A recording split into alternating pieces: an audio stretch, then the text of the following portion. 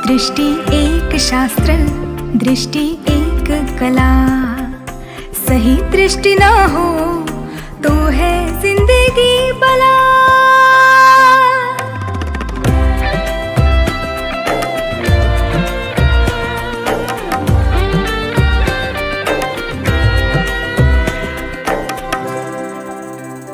दृष्टि है एक शान, दृष्टि वरदान।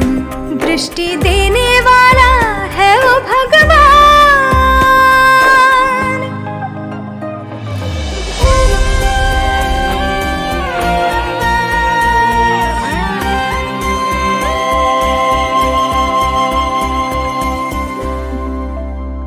आंखें हो खुली तो जीवन आनंदमय। आंखें हो खुली तो जीवन आनंदमय। आंख लग गई तो खाई में जाना है तय।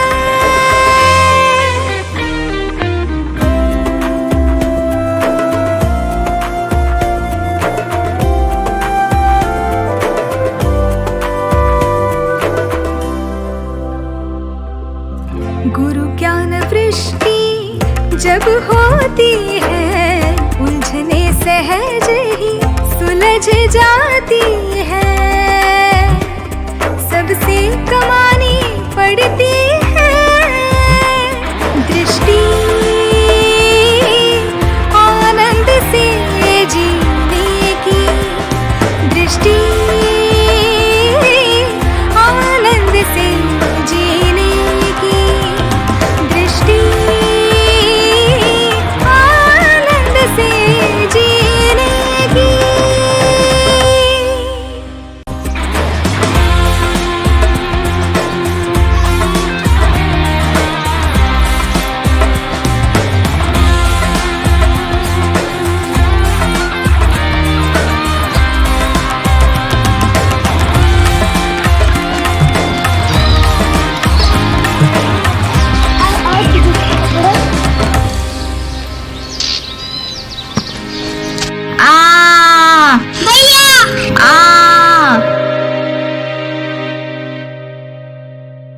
क्या हुआ इसे? अरे शेखर, तुम यहाँ कैसे?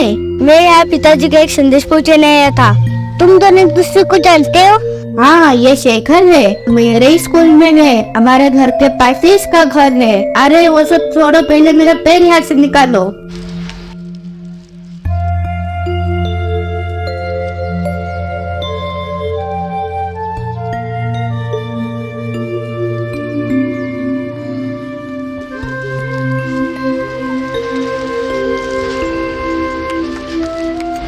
शाबाश शेखर।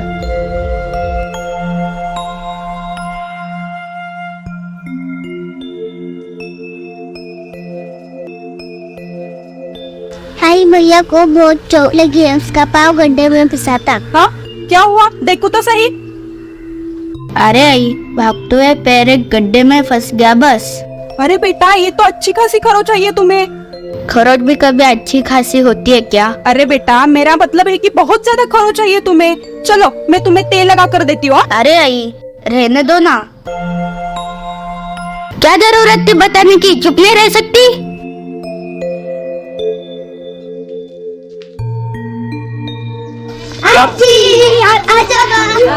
उन दिनों दिया के दादाजी जो मिलिट्री के अकाउंट्स डिपार्टमेंट में थे, उनकी सेवानिवृत्ति हुई और वे दोनों हमारे साथ आकर रहने लगे।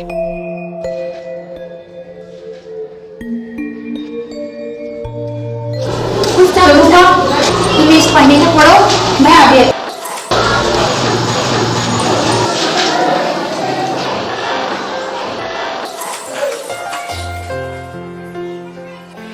ताई, लगता है मैडम मेरे बारे में बताने गई है। मैं अपने क्लास में जाता हूँ।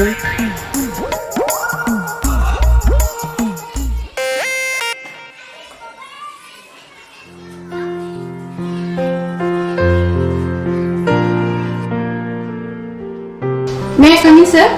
Yes, coming. सर, ये आपका स्टूडेंट है। ये पहली कक्षा में होकर भी तीसरी कक्षा में बैठता है। अच्छा, क्या नाम है आपका? सर, मेरा नाम दिलीप पटवर्धन है। अच्छा, हम अभी आपकी परीक्षा लेते हैं। यस सर, मैं तैयार हूँ। देखते हैं तीसरी कक्षा का आपको क्या क्या आता है। मैडम, आपको इसके तीसरी कक्षा की सभी विषय की परीक्षा लेनी पड़ेगी। Okay sir.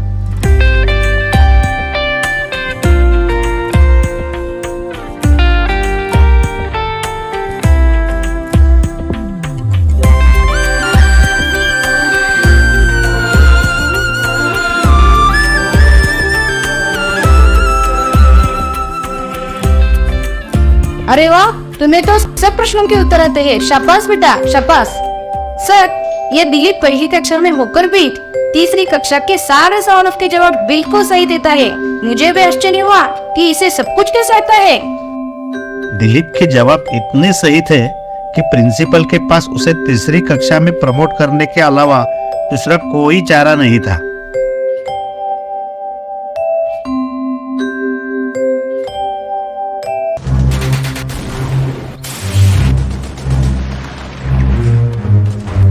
चीन ने यह दावा किया है कि लद्दाख के यहाँ का अक्साई चीन इलाका और अरुणाचल में तवांग इलाका दोनों पर उसका हक है, जबकि ये दोनों इलाके भारतीय सीमा रेखा के अंदर आते हैं। इसलिए दोनों देशों के बीच युद्ध हो रहा है। हमारे सैनिकों को कई चुनौतियों का सामना करना पड़ रहा है। सबसे बड़ी चुनौती ये है कि हमारे सेना की मात्रा चीनी सेना के मुकाबले काफी कम है, और दूसरी चुनौती यह है कि ये जो लड़ाई हो रही है, ये जो इलाका है वो समुद्र तल से 5000 मीटर की ऊंचाई पर है, इसलिए वहाँ जानलेवा ठंड है। जानिए, वहाँ का तापमान 0 डिग्री जितना है। अरे वहाँ का तापमान 0 से भी नीचे होता है इन पहाड़ी इलाकों में। ताई, तुझे कौन सी सब्जी पसंद है? इसे कुछ समझता नहीं है। क्या होगा इसका? आगे जाकर ये अपने पैरों पर कैसे खड़ी रहेगी? क्या होगा? क्या होगा इसका? मुझे कुछ समझता नहीं है। हमें हरदम ज्योत्सना की चिंता लगी रहती थी। वो कभी कुछ बोलती ही नहीं थी, उसके कोई हाव भाव नहीं थे। आगे चलकर वो कैसे अपने पैरों पर खड़ी होगी, उसका कैसा होगा, मैं हमेशा ये सोचती रहती थी।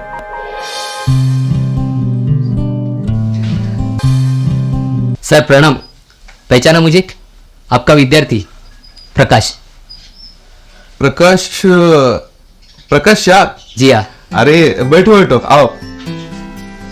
क्या चल रहा है फिर? आज इधर कैसे? सर यहाँ पास में ही आया था तो सोचा आपसे मिलता चलूं। अरे बहुत खूब किया। दिलीप बेटा, अपने ऐसे कहना कि चाय रखने के लिए है ना? बड़े होशियार हो बेटा। नाम क्या है आपका? मेरा नाम दिलीप पटवर्धन है। Oh very good. चाय रखने की कोई जरूरत नहीं। और बताओ, क्या करते हो आजकल? सर मैं स्टैंडर्ड लैबोरेटरीज में काम करता हूँ। हाँ, अच्छा, बहुत खूब। वो तुम्हारे साथ में प्रशांत निकम भी था ना, वो क्या करता है आजकल? सर एक मिनट है। हाँ बोलिए। क्या हुआ? सर हाँ, अचानक कान बंद हो गए थे। ये क्या है? बेटा ये हियरिंग एड है। इससे क्या होता है? इस मशीन से मुझे सुनाई देता है। अगर ये ना लगाओ तो मुझे कुछ भी सुनाई नहीं देगा। दिलीप बेटा, अपनी ताई को जरा बोला कि ले आना। जी अभी लाए। और प्रकाश, क्या चल रहा है फिर? सब ठीक है सर। घर में कैसे हैं? बस सब ठीक हो। अच्छा है।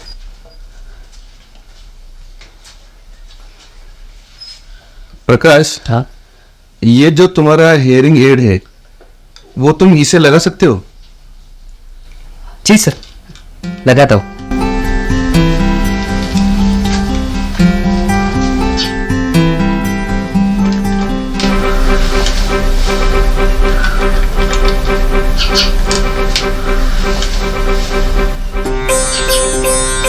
ज्योत्सना, क्या तुम्हें मेरी आवाज सुनाई दे रही है? हाँ हाँ बाप, तुम्हारी आवाज आ रही है। ताई, मेरी आवाज आपको आ रही? हाँ हाँ, तुम्हारी आवाज और बाबा की आवाज एकदम अलग है। और कुछ बोलते रहो। आई, तुम बात करो ना मुझसे। तुम्हें मेरी आवाज आ रही है बेटा? आई, आ रही है। किसी भी अवयव की कीमत हमें तब पता चलती है जब उसमें कोई ना कोई खामियां होती है। ज्योत्सना का दोष सिर्फ इतना था, उसे सुनाई नहीं देता था, इसलिए वो हमारी किसी भी बात की कभी भी कोई प्रतिक्रिया ही नहीं देती थी। ज्ञानेंद्रियों का क्या महत्व है, इसकी अनुभूति हम सबको उस दिन हुई थी। उस दिन हम इतने खुश थे कि देर रात तक हम ज्योत्सना के साथ खेलते रहे। अब देखो बेटे, हमें तो दिलीप के स्कूल और कॉलेज के दिनों के बारे में ज्यादा कुछ नहीं पता। वो तो तुम्हें उससे ही मिलके उससे ही बात करनी पड़ेगी। हाँ, ये तो सही कह रहे हैं। उसे तुम पूछ लेना, हमें भी पता चले कि उसने कॉलेज और स्कूल में क्या क्या किया था। हाँ, मुझे अब सर से मिलना होगा। क्या सोच कर आए हो तुम? हाँ, देखो मेरे पास ऐसी चीजों के लिए वक्त नहीं है सर। पर और तुम्हें अपने एग्जाम की तैयारी करनी है कि नहीं? सर, मेरे लिए प्रोजेक्ट होगा। प्रोजेक्ट? देखो, किसी और इंटरेस्टिंग प्रोजेक्ट में काम करो। सर, लेकिन Once I said no means no. Sir, मैं भी आपका ही स्टूडेंट हूँ, आपको राजी करवा कर ही मानूंगा।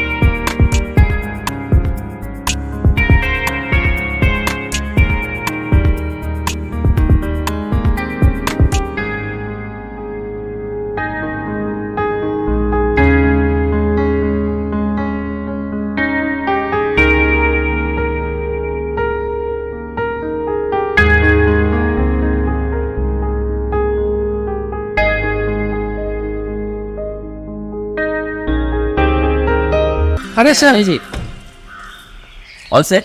यस सर, वो वहाँ पे बैनर लगा है। हाँ सर, नामधारक उनके लिए एक वीडियो चला रहे हैं हम। लोग जब पेड़ काटते हैं तब वे इस पर्यावरण के लिए खतरा पैदा करते हैं। सीमेंट कंक्रीट की बड़ी बड़ी इमारतें बांध दी जाती हैं। क्या ये दिखा सकते हैं? हाँ जरूर, वेरी नाइस है जी। सर और एक बार, जेलर साहब मिले थे, हम जेल में कभी भी जा सकते हैं। जेल? जेलर साहब बहुत खुश है आप लेक्चर देने आ रहे हैं। ओके देन, अभी चलते हैं डिस्ट्रिक्ट जेल। हाँ चलते हैं। अब तो सर से मिलना ही होगा। सर, हेलो सर, तू यहाँ कैसे? मैं बाहर कर आपकी बातें सुन रहा था। मुझे भी आपके साथ आपका लेक्चर सुनने जेल में आना चाहता हूँ। विकास, जेल में मेरा लेक्चर बंदीवानों के लिए है। सर, मुझे आपका लेक्चर सुनना है। वो कैसे करते हो आप सब ये? मुझे पता है, तू ये सब तेरे प्रोजेक्ट के लिए कर रहा है ना? सर देखिए ना, मैं मेरे फ्री टाइम में आपके इस समाज कार्य में आपको असिस्ट करना चाहता हूँ। अच्छा, आप मुझे उतना मौका तो दे सकते हो ना। और देखिए ना, आप जैसे आपकी गुरुजी के भक्त हो, वैसे ही मैं आपका भक्त ही तो हूँ ना। तू बड़ा चालाक है, मानेगा नहीं। आखिर चेला किसका हो?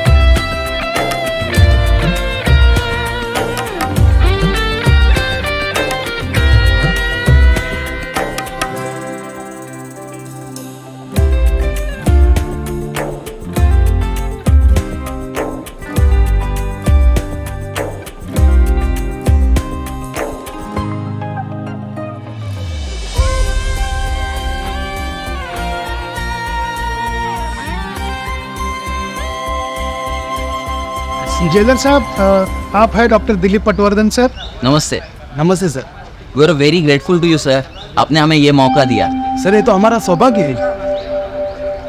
नहीं सर, सचमुच आप इनका सौभाग्य है कि आपके जरिए इनको सदगुरु वामनराव पै की जीवन विद्या मिशन का ज्ञान मिल रहा है। ये तो मेरा सौभाग्य है सर। सर आप यही रुके, मैं बंदीवानों को बुलाता हूँ। जी जी सर। चलो सब लोग आ जाओ, चलो चलो फटाफट आ जाओ। आज कुछ ऐसा हंगामा करेंगे, जेलर को सबक सिखा के रहेंगे। दिल को लेक्चर रखे रहो।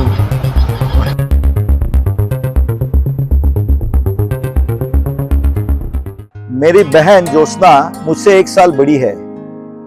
मुझे पढ़ने का बहुत शौक था, तो जब मैं पहली में था वो दूसरे में थी, लेकिन मैंने उसकी किताबें सब पढ़ ली थी और मेरी होशियारी देखिए मेरी शिक्षिका ने मेरी एग्जाम ले ली और मैं पहली से डायरेक्ट तीसरी कक्षा में गया। इसलिए मेरे जो क्लासमेट्स हैं वो सब मुझसे 1 साल बड़े हैं। हमारे दादाजी हमें बहुत अच्छी कहानियां सुनाते थे। मेरी बहन को सुनना कम आता था, वो हमें खबर नहीं था, लेकिन एक बार मेरे पिताजी के एक विद्यार्थी हियरिंग एड लेके आए और वो हियरिंग देख के मेरे पिताजी ने उनको रिक्वेस्ट किया कि मैं मेरी बच्ची को लगा के देख सकता हूँ क्या। उन्होंने परमिशन दे दी। उसके बाद मैंने जो आनंद लिया, क्योंकि ज्योत्सना के कान में जो मशीन लगा तो इतने खुशी ना समाई और उछल कूद करने लगी, वो प्रसंग मैं कभी भी नहीं भूल सकता। ऐसा है कि हमें जो सब ऑर्गन्स मुफ्त में मिले हैं उसकी हमें कीमत नहीं है। जिसे वो अवयव नहीं है उसे उसकी कीमत की समझ आती है। इसलिए हमें उसके बारे में बहुत कृतज्ञ रहना चाहिए।